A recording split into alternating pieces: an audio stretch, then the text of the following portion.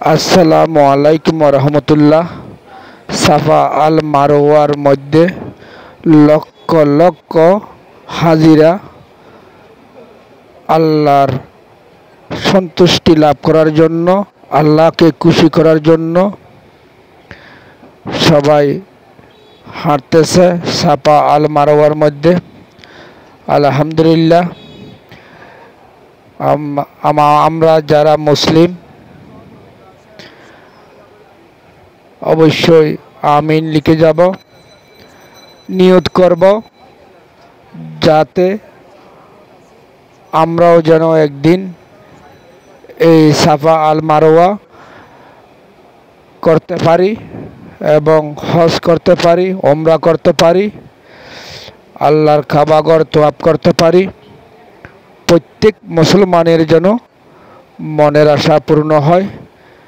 দেখুন, লক্ষ লক্ষ হাজিরা সাফা আল মারওয়ার মধ্যে হাঁটতেছে, কারণ এটা বাধ্যতামূলক। আপনি হজ করতে গিয়েছেন, সাফা আল মারওয়া অবশ্যই করতে হবে।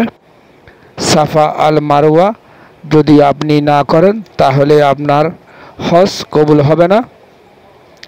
তাই যারা হজ করতে যায়, ওমরা করতে যায়, সাফা আল মারওয়া বাধ্যতামূলক করে দিয়েছে মহান আল্লাহ, মহান সৃষ্টিকর্তা। দেখুন কিভাবে সবাই হাঁটতেছে, লক্ষ লক্ষ মুসল্লিরা, হাজিরা, সবাই লক্ষ লক্ষ টাকা খরচা করে শুধু আল্লাহকে রাজি করার জন্য, আল্লাহকে পাওয়ার জন্য, আল্লাহর ইবাদত করার জন্য। পৃথিবীর বিভিন্ন মুসলিম কান্ট্রি থেকে হাজিরা সবাই একত্রিত হয়েছে এই মক্কা শরীফে, এই মক্কা মদিনা জিয়ারত করবে, হজ করবে। আল্লাহ প্রত্যেকের হজ কবুল করুক। প্রত্যেক মুসলমান যারা আছে এখনও হজ করতে পারে নাই, ওমরা করতে পারে নাই, আল্লাহ যেন প্রত্যেকের মনের আশা পূর্ণ করে, প্রত্যেককে হজ করার তৌফিক দান করে। এটা হচ্ছে সাফা আল মারওয়া, যেখানে পানির জন্য করেছিল, এখানে পানি উঠছিল। এটা জমজম কূপের মেন জায়গা, এখান থেকে ওখানে অনেক দূর নিয়ে গিয়েছিল।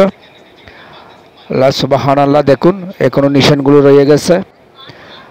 আল্লাহ প্রত্যেককে এখানে 2 রাকাত নামাজ পড়ার তৌফিক দান করুন। দেখুন এখানে সবাই 2 রাকাত নামাজ পড়ে। সাফা আল মারওয়া করার পর এখানে সবাই 2 রাকাত নামাজ পড়ে, মোনাজাত করে, আল্লাহর কাছে দোয়া চায়, বিশ্বের প্রত্যেক মুসলমানের জন্য দোয়া চায়। দেখুন এখানে নারী পুরুষ সবাই একসাথে নামাজ পড়তেছে, সাফা আল মারওয়া করতেছে।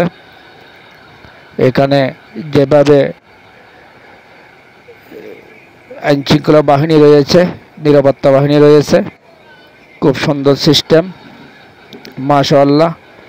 আল্লাহ প্রত্যেকে হজ করার তৌফিক দান করুক, ওমরা করার তৌফিক দান করুক।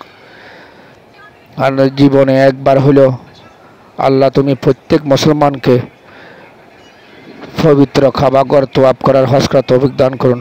আমিন, আমিন, সুম্মা আমিন।